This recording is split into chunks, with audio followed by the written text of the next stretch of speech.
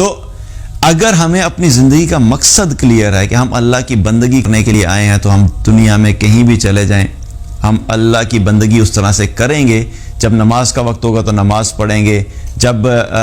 جو ہے وہ گناہ سے بچنے کی بات کا پتہ ہوگا ہم گناہ سے بچیں گے. لیکن اگر یہ مقصد کلیئر نہیں ہے تو پھر آپ یا کوئی بھی شخص، اور آپ کو آج بھی ایسی مثالیں مل جائیں گی کہ آپ مکہ میں رہتے ہوئے بھی آپ نماز نہیں پڑھیں گے. ایسے لوگ ہیں جو رہتے تو مکہ میں ہیں لیکن انہیں کیا ہے کہ نماز کی توفیق نہیں ملی. اب ہم یہ سوچتے ہیں نا کہ مکہ جیسی جگہ جو اتنی جو ہے ہر مسلمان کی خواہش ہوتی ہے ہم وہاں پہ پہنچ جائیں، لیکن جس کو اللہ توفیق نہیں دیتا تو وہ پھر مکہ میں رہ کے بھی اللہ کی بندگی نہیں کر سکتا، وہاں رہ کے بھی وہ گناہ کرے گا. اور جسے اللہ توفیق دیتا ہے تو پھر وہ لاس ویگاس میں رہتے ہوئے بھی اپنی نماز نہیں چھوڑے گا. اور وہاں پہ بھی ایک مسجد بنی ہوئی ہے لاس ویگاس کے اندر، اور اتفاق ایسا تھا کہ جب ہم لوگ گئے تھے تو وہاں پہ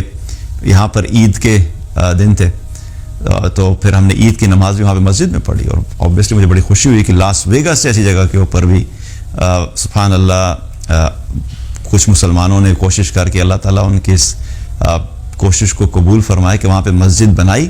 کہ وہاں پہ بھی اللہ کا کلمہ بلند ہو، اللہ کے دین کے لیے لوگ آئیں نماز پڑھیں تاکہ اللہ کی بھی ایک عبادت کی جگہ وہاں پہ موجود ہو. تو مقصد بتانے کا کیا ہے کہ اگر ہم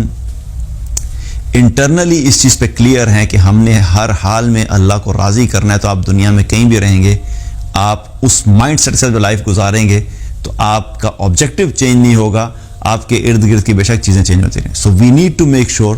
کہ ہم کہیں بھی ہوں ہمارا آبجیکٹو آف لائف ہمیں کلیئر ہونا چاہیے کہ میں نے اس سے ڈیویٹ نہیں ہونا. یہ وہ ایک چیز ہے جس سے میں دور نہیں ہوں گا. تو مقصد کیا ہے کہ اللہ کی بندگی اگر ہمیں کلیئر ہو.